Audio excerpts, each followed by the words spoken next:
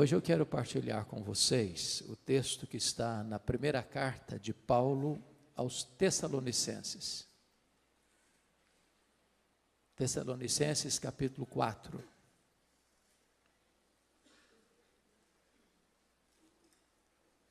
Dos versos 13 ao verso 18.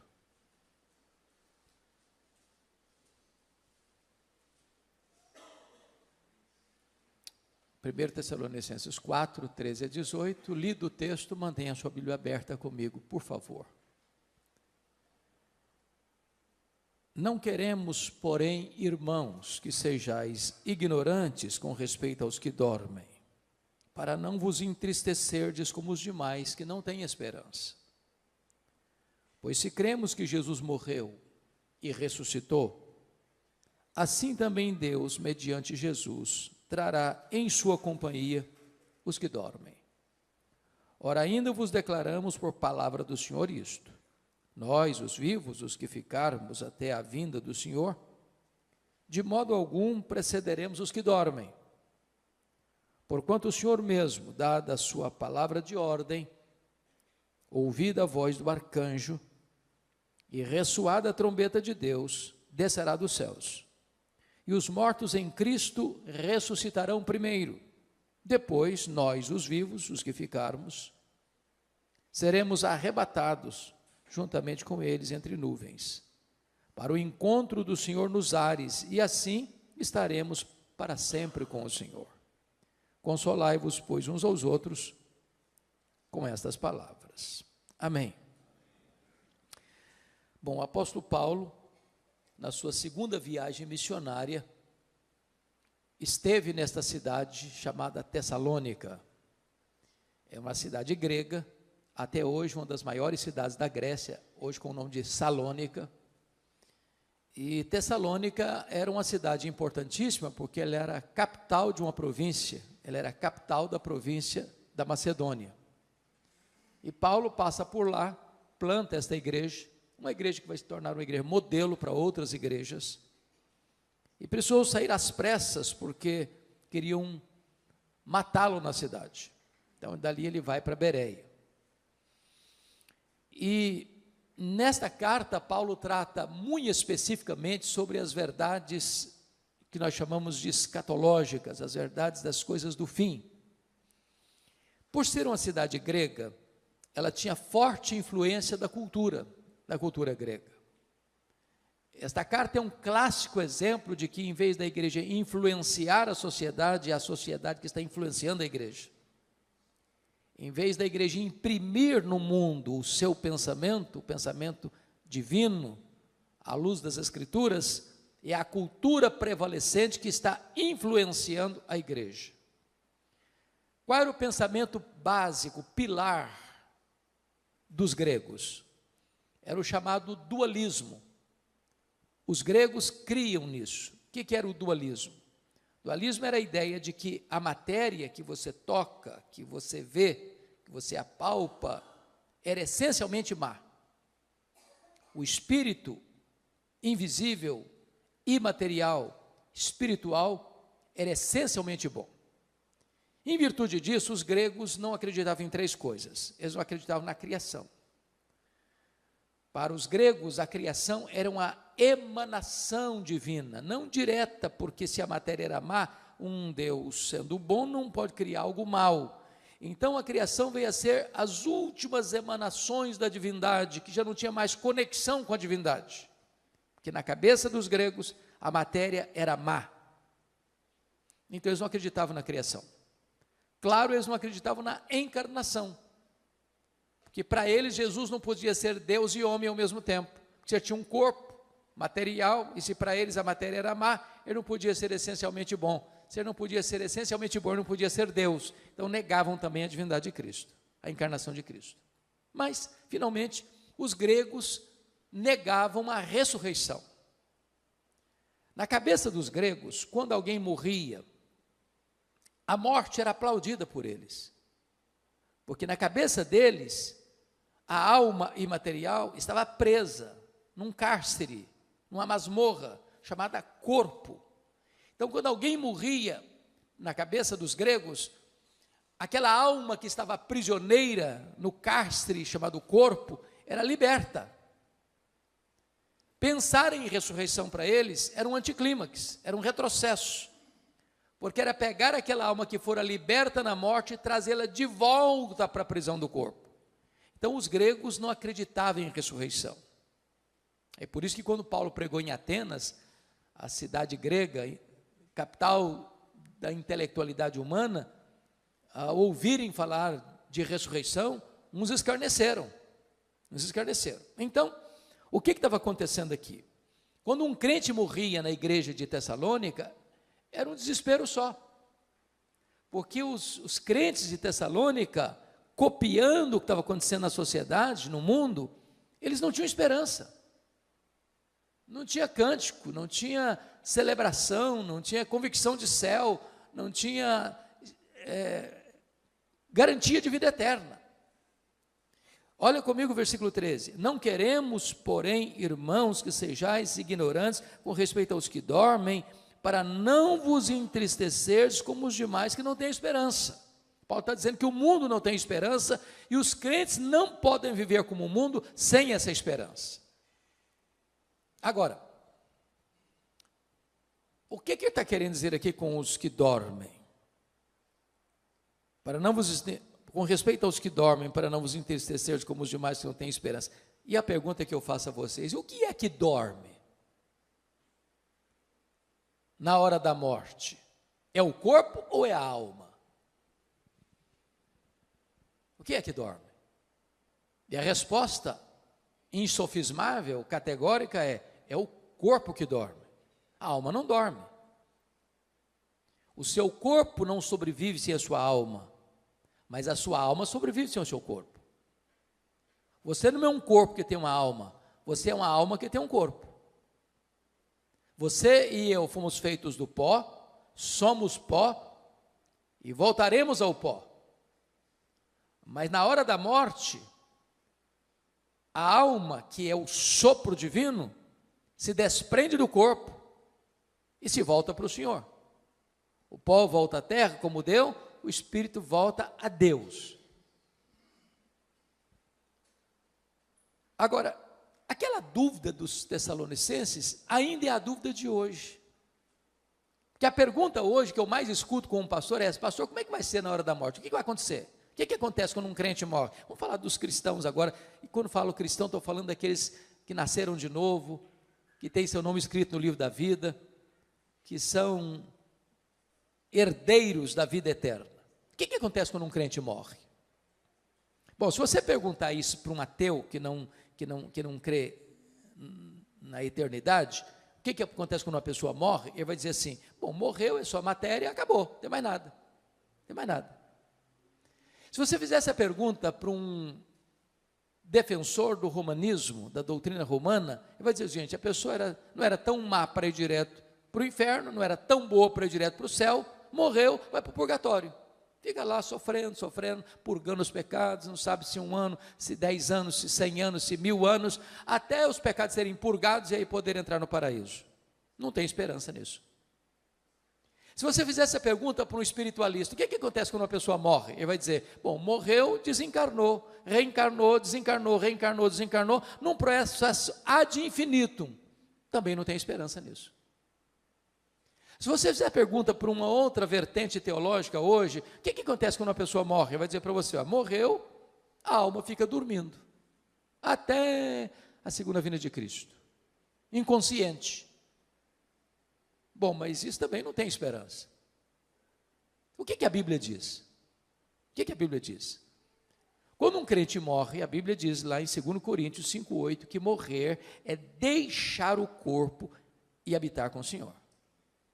E o Senhor não está na sepultura dormindo. O que a Bíblia diz? Filipenses 1,23 diz que morrer é partir para estar com Cristo, o que é incomparavelmente melhor. E Cristo não está na sepultura. Cristo está sentado no trono. Ele está no céu, de onde intercede por nós. É por isso que Paulo diz: morrer para mim é lucro. Por exemplo, quando Jesus disse àquele ladrão que se arrependeu, na última hora, na 10ª hora, à sua direita, o que Jesus disse para ele? Em verdade te digo que hoje mesmo estarás comigo no paraíso. Bom, Jesus morreu naquele dia, seu corpo foi sepultado, e a sepultura não é o paraíso. Isso porque Jesus, antes de morrer, disse: Pai, nas tuas mãos entrego o meu espírito. Então, o problema dos tessalonicenses é que eles estavam vivendo sem esperança, influenciados pela filosofia e pela cultura dos gregos, deixando de experimentar e usufruir as verdades consoladoras das Escrituras. Mas uma pergunta que é muito comum fazer, e eu acho que todo pastor que está aqui já escutou isso tantas vezes: pastor, como é que vai ser lá no céu? Já que partir é para estar com Cristo, que é incomparavelmente melhor. Como é que vai ser lá? Nós vamos nos conhecer lá no céu?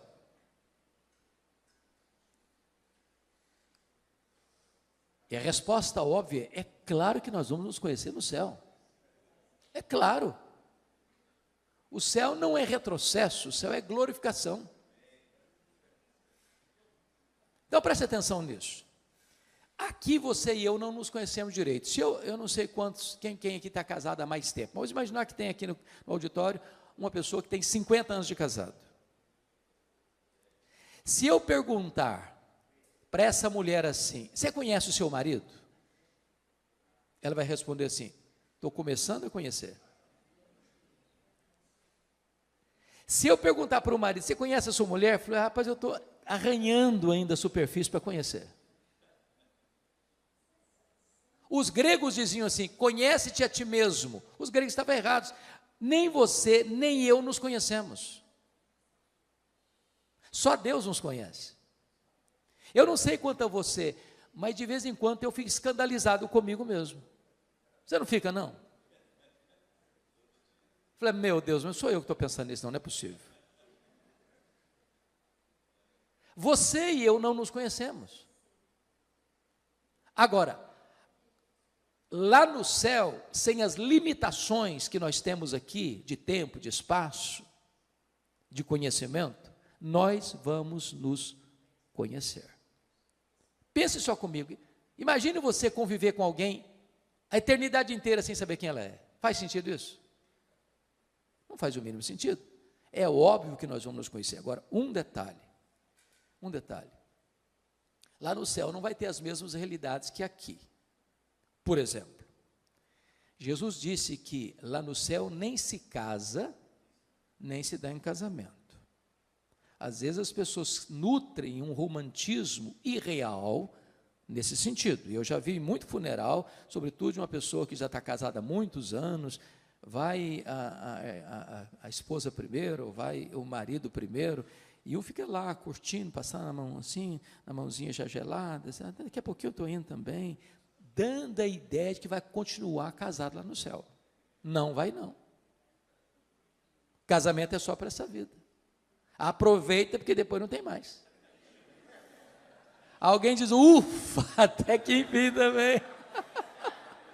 Ah, que pena, podia prosseguir, não vai prosseguir. Então, casamento é só para essa vida. É por isso que a Bíblia diz que tem um curso aí, que o curso é bom, mas o título não é bom. Casados para sempre. Não é verdade isso, não tem casados para sempre. O curso é bom, mas o título, penso eu, não foi feliz. Porque a Bíblia diz que casamento é até que a morte o separe. Então lá no céu não tem casamento. Segunda coisa, lá no céu nós não vamos ser famílias nucleares. Em outras palavras, lá no céu você não vai amar mais quem foi aqui, seu pai, sua mãe, seu marido, sua mulher, seus filhos, seus avós, do que você vai amar Abraão, Isaque e Jacó. Lá nós não vamos ser famílias, José, Pereira, Silva, Oliveira. Não, lá nós vamos ser uma única família, lavada no sangue do Cordeiro. Agora, Paulo não diz o seguinte: nós não estamos aqui especulando. Não é uma questão de especulação. Olha comigo o versículo de número 15, quando ele diz, e sabeis também vós, não, desculpa, o vento bateu aqui, mudou minha página, 4:15. Ora, ainda vos declaramos por palavra do Senhor isto, não é especulação, não é uma teoria, não é uma opinião de um teólogo, é revelação de Deus. Isso é o que Deus revelou. Então, a grande pergunta aqui, meus amados, é: onde está a nossa garantia dessa esperança?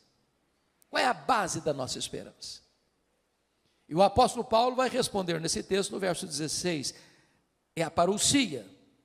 Ora ainda, versículo 16, porque o Senhor, porquanto o Senhor mesmo, dada a sua palavra de ordem, ouvida a voz do arcanjo, e ressoada a trombeta de Deus, descerá dos céus. Então, você e eu cremos que Jesus vai voltar. Esse é o pináculo da nossa fé. Esse é a acrópole da nossa esperança. Esse é o ponto culminante da nossa convicção. É a consumação da nossa salvação.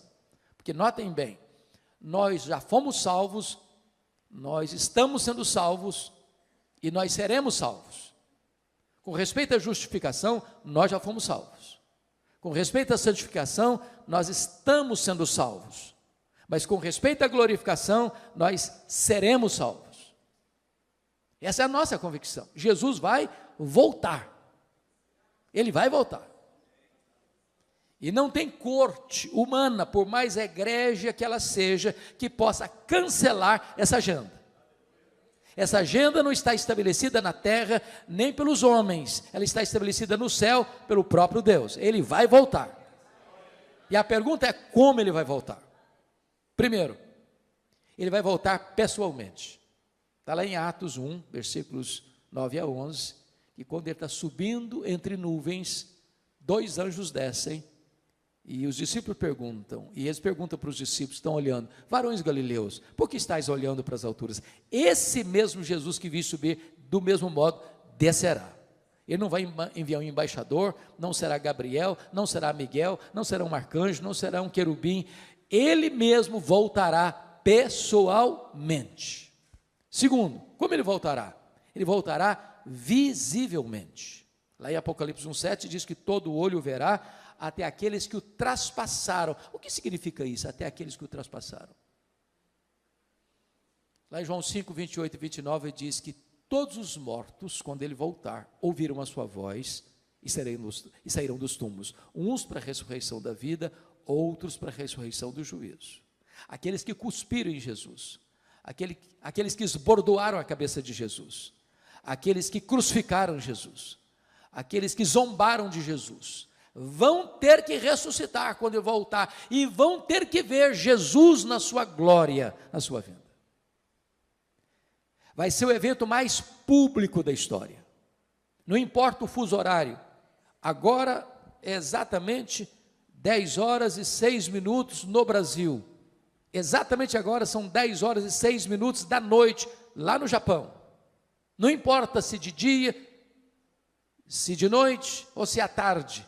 E Jesus, quando disse isso, estava exatamente trabalhando a questão dos fusos horários, porque se Jesus volta de noite para nós, é volta de dia lá para a Ásia, se é volta de dia lá para a Ásia, é volta de noite para o Brasil, não importa onde a pessoa esteja, em que fuso ela esteja, todo olho o verá, vai ser o evento mais público da história.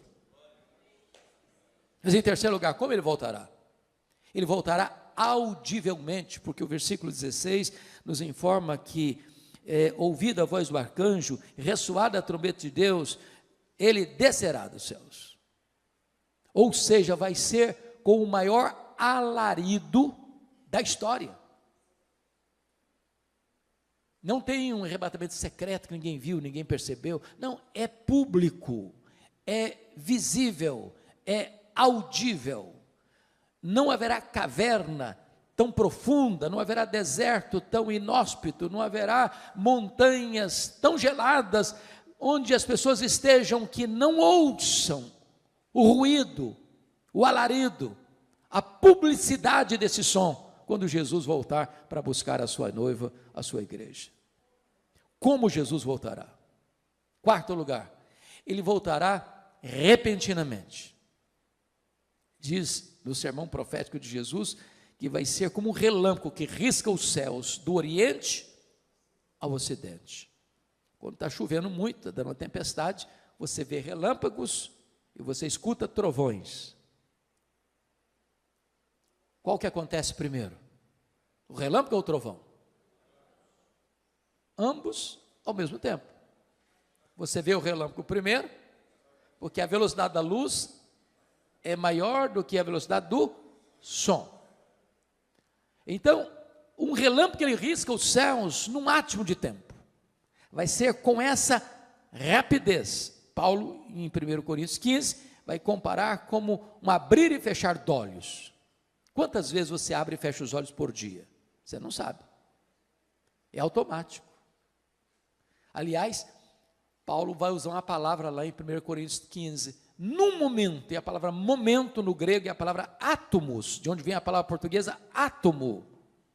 Vai ser com esta rapidez, o faiscar de uma estrela, o dardejar da cauda de um peixe, ou o abrir e fechar de olhos, que Jesus voltará.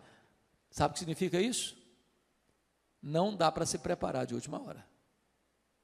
Não dá para encher a botija de azeite na última hora. Ou você está preparado agora, ou você será pego de surpresa.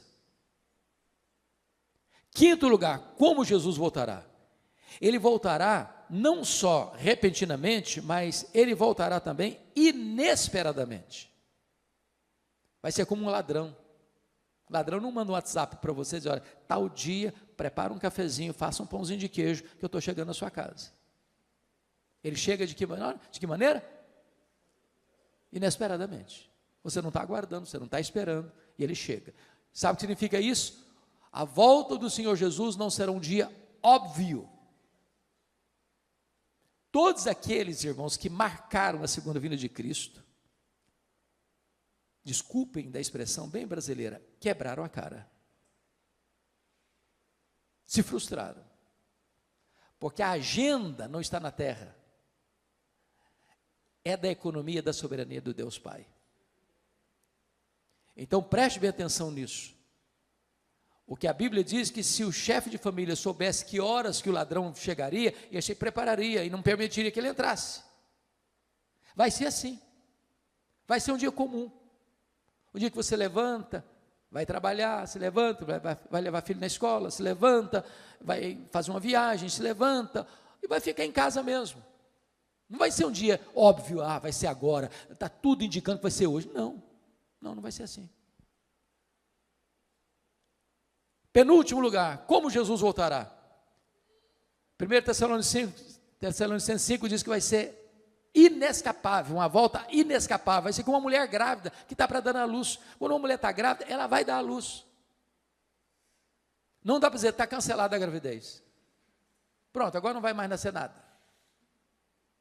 Não, vai nascer, é inescapável.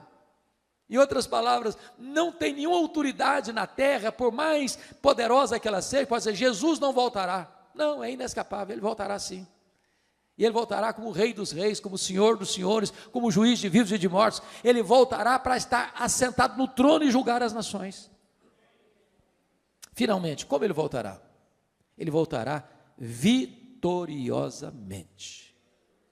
Ele voltará para matar o anticristo com o sopro da sua boca. Ele voltará para lançar no lago do fogo o anticristo e o falso profeta. Ele voltará para jogar o diabo no lago do fogo, para ser atormentado para toda a eternidade. Ele voltará para lançar no lago do fogo o inferno e a morte. Ele voltará para lançar no lago do fogo todos aqueles cujos nomes não foram encontrados no livro da vida. Ele voltará para colocar todos os inimigos debaixo dos seus pés. Ele voltará para reinar com a sua igreja para sempre e sempre e sempre. É uma vinda vitoriosa. Isso é um pilar da nossa esperança. Jesus voltará. E é curioso que Paulo diz assim, preste bem atenção nisso.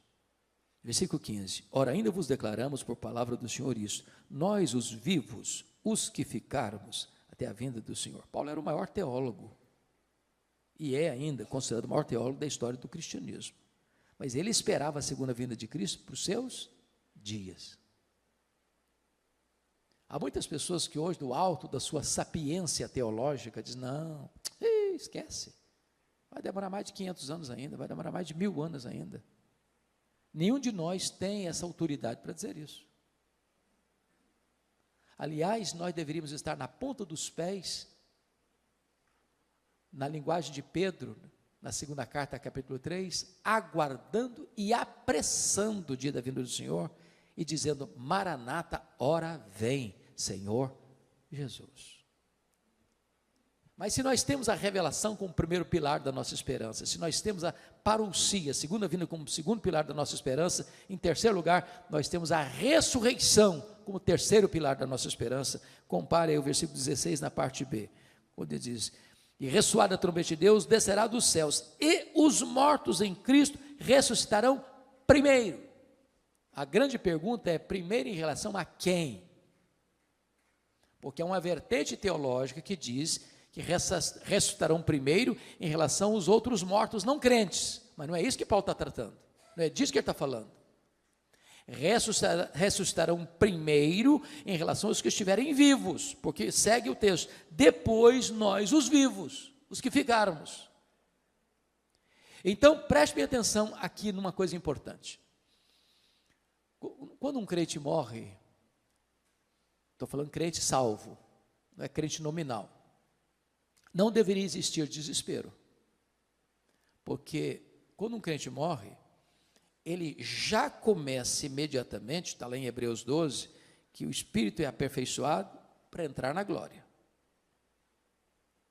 Já imediatamente ele começa a desfrutar do céu, conscientemente, não fica dormindo, não fica num limbo, já começa a reinar com Cristo, conforme Apocalipse 20. Quando Jesus voltar, cronologicamente falando, aqueles que já estão lá com ele no céu, cujo corpo está na sepultura, dormindo, me dão nota de rodapé. Abra um parênteses, eu fecho depois. Por que usa a metáfora dormindo, ou dormir no Senhor? Por que essa metáfora? Porque esse eufemismo é uma figura de linguagem para amenizar uma coisa. Em vez de você dizer assim, o cara morreu, aí você diz, ele dormiu no Senhor. Por duas razões. Porque quem dorme está fazendo o quê? Está descansando. Você dorme porque você precisa descansar. Apocalipse 14, 13 diz, bem-aventurados aqueles que desde agora morrem no Senhor, para que descansem das suas fadigas. Segunda razão porque usa a figura do dormir, porque quem dormiu vai acordar, se não acordou, não dormiu, morreu. Significa o quê? Que a morte, ela tem prazo de validade. Vai chegar um momento que a morte vai ser interrompida pela ressurreição. Os mortos vão ouvir a voz de Jesus e vão sair dos túmulos, uns para a ressurreição da vida, outros para a ressurreição do juízo, dando claramente a entender que não vai ter duas ressurreições, uma de crente e outra de descrente, vai ser uma única ressurreição, de crentes e descrentes, ao mesmo tempo. Quando Jesus voltar. Bom, voltando então à ressurreição dos mortos. Ele está falando de ressurreição dos mortos, primeiro em relação aos que estiverem vivos, porque aqueles que virão com Jesus, que estão lá desde Abel, voltarão com Jesus, aquela alma que já está glorificada, que já está reinando com Cristo, e agora este corpo que acabou de ressuscitar, com características específicas, um corpo imortal, incorruptível, poderoso, glorioso, espiritual, celestial, semelhante ao corpo da glória do Senhor Jesus. Aquela alma agora então entra dentro deste corpo que está glorificado. Agora sim a glorificação está plena, completa, e então estaremos para sempre com o Senhor. Os que estiverem vivos não podem subir do jeito que nós temos, um corpo mortal e corruptível. Então 1 Coríntios 15 diz que seremos transformados e arrebatados com o corpo de glória. para estarmos para sempre com o Senhor. Mas a questão é, como é que vai ser o corpo da ressurreição? Paulo não trata aqui, mas Paulo trata desse assunto lá em 1 Coríntios capítulo 15. Eu queria que você fosse rapidinho comigo para lá. 1 Coríntios 15. Por favor, olha aí. Aliás, essa é a pergunta que eu mais escuto com o pastor. Como é que vai ser o nosso corpo? Como é que vai ser o nosso corpo? Etc e tal. Aqui Paulo responde isso, de forma muito clara. 1 Coríntios 15, a partir do verso 35. Mas alguém dirá, como ressuscitam os mortos? Em que corpo vem? Paulo responde, ironizando com eles, insensatos, ou insensato. Você está fazendo uma pergunta muito óbvia. E aí ele vai usar 3 figuras para mostrar para nós como será o nosso corpo. A primeira figura está no versículo 36, é a figura da semente. A segunda figura está no verso 39, é a figura da carne. A terceira figura está no verso 40, a figura dos corpos celestiais. Então vamos dar uma olhadinha nisso? O que Paulo está dizendo no versículo 36 é o seguinte, que quando um crente morre, o corpo dele é uma semente. Quando você semeia na terra uma semente de milho, de feijão, de soja, o que vai brotar dali tem a mesma natureza, mas não é a mesma coisa.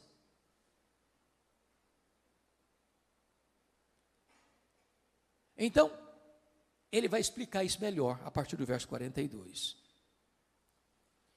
Ele diz assim: semeia-se corpo na corrupção, ressuscita-se na incorrupção. O que é isso? Esse corpo seu e meu aqui, ele nasce, cresce, envelhece e morre. Às vezes a pessoa morre no processo, né? Morre na infância, morre na juventude, morre na fase adulta.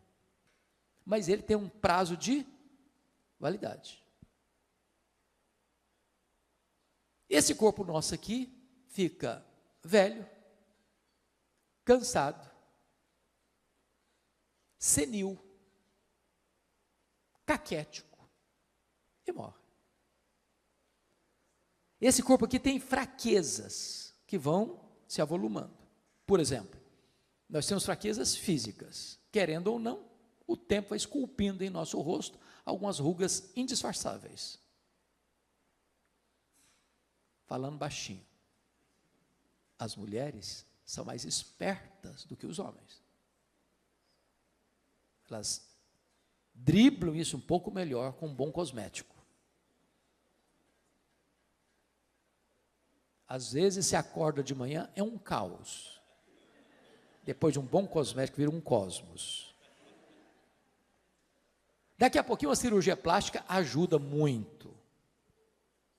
Mas chega uma hora que, ainda que o famoso cirurgião plástico Pitangui ressuscitasse dos mortos, não teria mais jeito.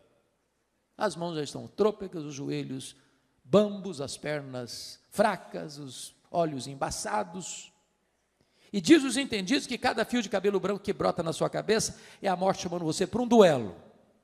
Eu acho que até um exército acampado ao meu redor.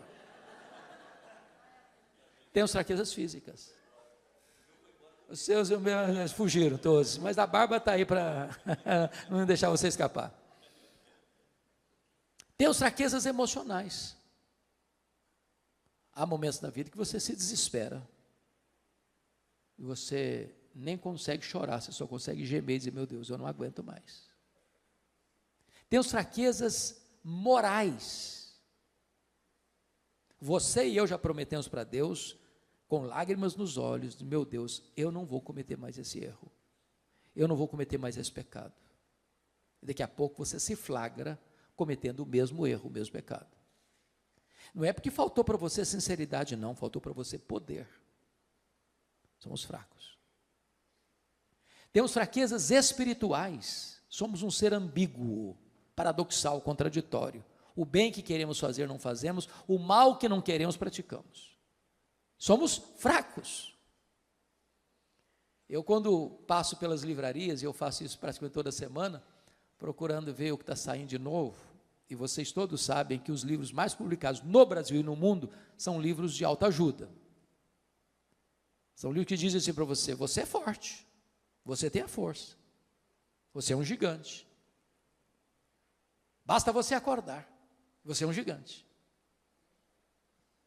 E a Bíblia diz exatamente o contrário. A Bíblia diz que nós somos fracos. Mas muito fracos.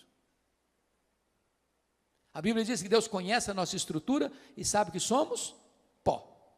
Então, esse corpo aqui, não adianta congelar, não adianta inventar. Não, ele vai envelhecer mesmo. Vai ficar enrugado mesmo. E quem não quiser ficar velho, é só morrer na infância também, está resolvido o assunto. Então, a semente que você joga é de um corpo corruptível. Mas o que vai brotar da sepultura na ressurreição é um corpo incorruptível. Não vai ficar velho, não vai ficar cansado, não vai ficar doente, não vai ter defeito físico, não vai ter estresse. É um corpo incorruptível. Segundo lugar, olha o que está acontecendo no verso 42. Semeia-se em desonra, ressuscita-se em glória. Ô irmãos, vocês que são crentes há muito tempo, ou os pastores aqui presentes, quantas vezes você e eu já visitamos um crente querido numa CTI de hospital, já há anos internado. Maurício está aqui, e seu vovô, irmão tão querido, Lair Boechat. Quantos anos, Maurício, você ficou 7 anos em coma. 7 anos em coma.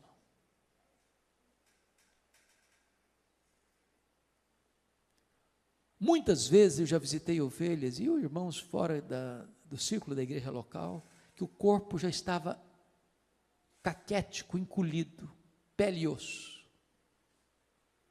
Desonrado pela dor, desonrado pela doença, desonrado pelos remédios tão pesados. Quando você joga aquele corpo na sepultura, ele está desonrado pela fraqueza, pela doença. Mas o que vai brotar daí é um corpo glorioso, glorioso. E Daniel, capítulo 12, diz que vai brilhar como sol no seu fulgor. Louvado seja o Senhor. Então fique tranquilo, você vai ter um corpo perfeito. O corpo da ressurreição não vai brigar nem com o espelho, nem com a balança.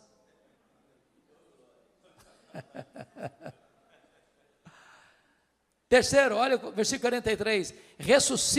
Semeia-se em fraqueza, ressuscita-se em poder. Eu acho incrível, irmãos, o ciclo da vida. Nasce um bebê, pensando lá na roça. Eu fui criado na roça, então alguns aqui também, possivelmente, de igual modo. Nasce um bezerro lá no pasto, ele nasce meio tronchozinho. Daqui a pouquinho, o bichinho já está de pé, daqui a pouquinho já está mamando, daqui a pouquinho já está correndo. Nasce uma criança, é 100% dependente.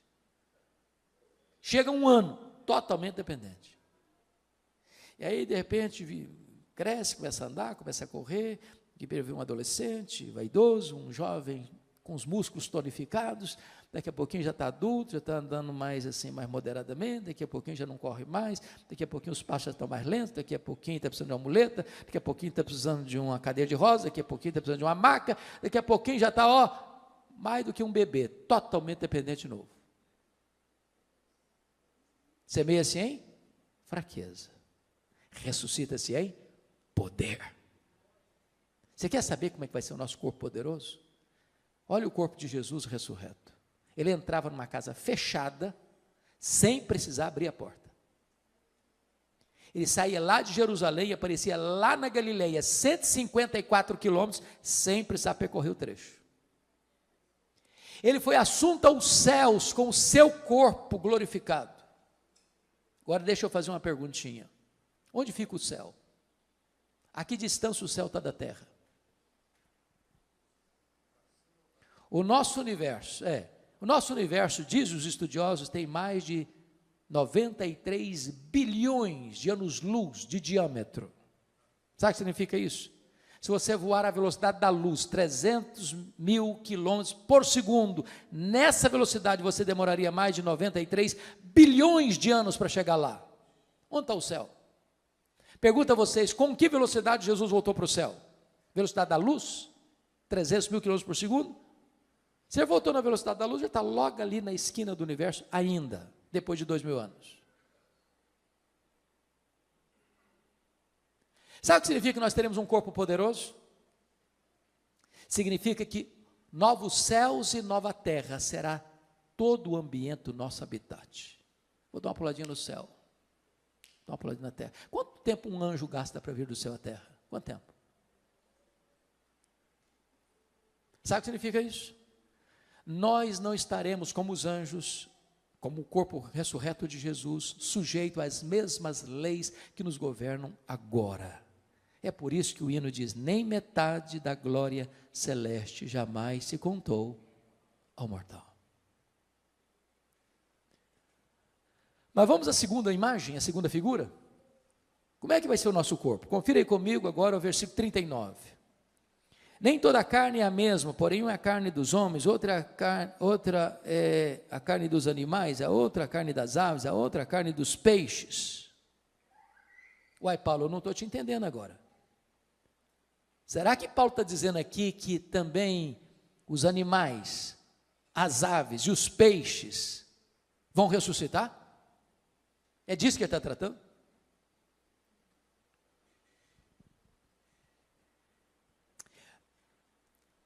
Convenhamos aqui, nós estamos vivendo uma época fascinante e ao mesmo tempo, para mim, complicada. A fase dos pets. Eu não tenho nenhum problema com quem tem pet, eu amo animais. Quem tem, diz Provérbios, tem que cuidar bem. Mas eu acho que a nossa geração está confundindo um pouquinho, está passando um pouquinho dos limites. Você acredita que tem gente que dorme com um cachorrinho na cama, debaixo do mesmo cobertor, abraçadinho?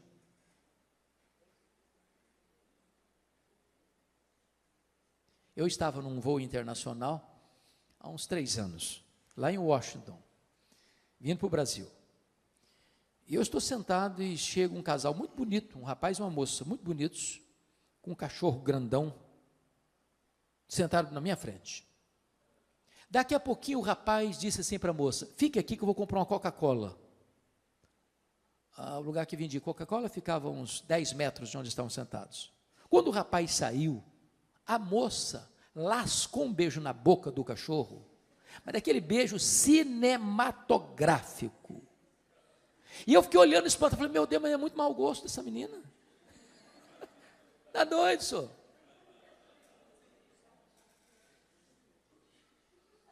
Há poucos dias uma irmã me liga, uma irmã da igreja. Falou, pastor, eu estou ligando para o senhor porque eu queria saber se a minha cachorrinha vai para o céu. E eu fiquei meio zonzo com a pergunta, pensando em elaborar uma resposta. Antes de eu dar a resposta, ela disse assim, porque se a minha cachorrinha não for, eu também não quero ir. Falei, aí, é o problema da senhora, eu não vou entrar em briga de família não, hein? Que é isso? Eu tenho um colega, pastor presbiteriano, calvinista reformado, que foi fazer um casamento de uma ovelha dele, e ele não está sabendo de nada, o coitado, pego de surpresa. Na hora das alianças, sabe quem levou a aliança ao altar? A cachorrinha da família. Ué, mas está demais, está não? Ô gente, eu sinto muito, mas informar isso. Deus criou 3 tipos de seres: os anjos, os homens e os animais. Voláteis, terrestres e aquáticos. Os anjos são espírito e não têm corpo. Eles não morrem. Os homens têm corpo e espírito. Morre o corpo, o espírito volta para Deus. Os animais, voláteis, terrestres e aquáticos, têm corpo e não têm espírito. Morreu, acabou. Jesus não foi para a cruz para redimir cachorro, peixe e papagaio.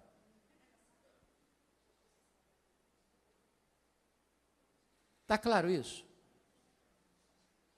Então, deixa eu ilustrar, para entender bem o que Paulo está dizendo. Um é a carne dos homens, outra é a carne dos animais, outra é a carne das aves, outra é a carne dos peixes. O que ele está querendo dizer? Então, eu vou ilustrar para você entender o que Paulo está querendo dizer. Imagine você que numa família que vai se perpetuar, essa família tem um cachorrinho de estimação, essa família tem um papagaio de estimação, e esta família tem um peixe lá no aquário de estimação, certo? Agora imagine você que morre o cachorrinho da família. Aí a família vai lá no quintal, abre uma cova profunda e sepulta o cachorrinho. 100 anos depois, morre o papagaio. A família vai lá na mesma cova, abre a cova, o que tem lá dentro? Pode quê? Pode cachorro. Sepulta o papagaio na mesma cova. 100 anos depois, morre o peixe. Ela vai lá na mesma cova, abre lá, o que tem lá dentro? Pode cachorro e pode papagaio, pode ave. Aí sepulta o peixinho lá dentro. 100 anos depois, morre alguém da família, vai lá e abre a cova, o que tem lá dentro? Pode cachorro, pode papagaio, pode peixe. Aí sepulta a pessoa lá dentro da mesma cova. 100 anos depois, morre outra pessoa da família, vai lá e abre a cova, o que tem lá dentro?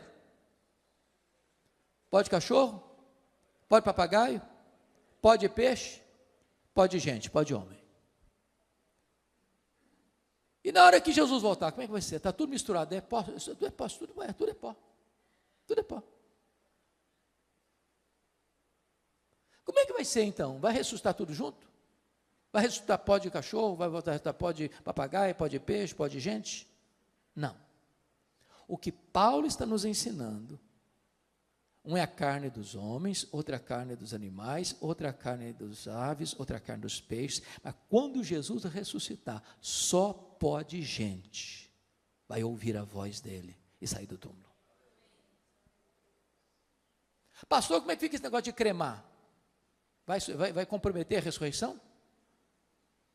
Eu pergunto a vocês, o que aconteceu nas Torres Gêmeas do dia 11 de setembro de 2001? 3.000 graus centígrados, viraram pó. O que acontece quando uma pessoa é comida por um monstro marinho que vai soltando partículas do corpo dele para milhares de quilômetros mar adentro? Quando Jesus voltar, todos vão ouvir a sua voz. Não importa se apenas uma partícula de pó, o Senhor que criou o universo sem matéria pré-existente é poderoso para ressuscitar o seu corpo de maneira incorruptível, imortal, poderosa, gloriosa, espiritual e celestial. Mas deixa eu terminar. A última figura que Paulo usa está aí no versículo 40. Também há corpos celestiais e corpos terrestres. Sem dúvida, uma é a glória dos celestiais e a outra dos terrestres. Uma é a glória do sol, outra é a glória da lua, outra é a glória das estrelas, porque até entre estrela e estrela há diferenças de esplendor, pois assim também é a ressurreição dos mortos. O que Paulo está querendo ensinar com aqui? Eu creio, pastor, que ele está falando aqui daquilo que nós chamamos de galardão. Todos vão brilhar, mas nem todos vão brilhar com a mesma intensidade. Uma é a glória do sol, outra é a glória da lua, outra é a glória das estrelas, porque até entre estrela e estrela há diferença de esplendor. Assim também é a ressurreição dos mortos. Está lá em Daniel 12, que quem a muitos conduzir a justiça brilharão como o sol no seu fulgor. Eu acho aqui para nós que tem alguns crentes que vão chegar no céu meio lusco-fusco. Está escrito lá em 1 Coríntios 3, versículos 11 a 15, que ninguém pode lançar outro fundamento além daquele que já foi posto, o qual é Cristo Jesus. E eu, como prudente construtor, edifiquei sobre o fundamento. Agora, quando se edifica sobre o fundamento, você tem que escolher o material. Tem gente que escolhe material nobre, como ouro, prata e pedras preciosas. Outro vai construir com material perecível, como madeira, palha e feno. O fogo provará a obra de cada um. Se a obra de cada um provada pelo fogo permanecer, esse receberá galardão. Mas se a obra de alguém que construiu sobre o fundamento com material perecível e vai ser consumido pelo fogo, esse vai ser salvo, como que através do fogo mas não receberá galardão. Tem crente que vai entrar no céu com cheiro de fumaça.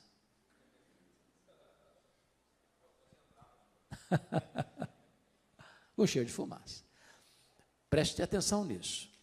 A salvação é de graça, mas o galardão é recebido pelas obras. Você não foi salvo para cruzar os braços e aguardar Jesus voltar. Você foi salvo para servir, para ser um canal de bênção, para ser um embaixador das boas novas, para ser um ministro da reconciliação, para levar a esperança da salvação para outras pessoas. Voltando para Tessalonicenses para encerrar, eu só queria chamar a sua atenção que depois então da ressurreição, está escrito, eu fecho aqui agora, o que vai acontecer? E depois nós, os vivos, os que ficarmos, seremos arrebatados juntamente com eles entre nuvens para o encontro do Senhor nos ares, e assim estaremos para sempre com o Senhor. Então, revelação, parousia, ressurreição, reunião. E ele termina dizendo, consolai-vos, pois, uns aos outros, com essas palavras. Ele começa com uma igreja triste, sem esperança, por não conhecer a verdade, e ele termina com consolo, dizendo, agora vocês que foram instruídos na verdade, sejam agentes de consolo para as outras pessoas. Meus irmãos, consolo não é uma coisa que vem de dentro, não é autoajuda. Consolo é aquilo que emana de cima, que emana das Escrituras, que procede da verdade de Deus. Se nós cremos nisso, então não temos motivo para ficar desesperados. Nós temos motivo para sermos consolados e nos tornarmos em consoladores para outras pessoas. Que Deus nos abençoe. Amém.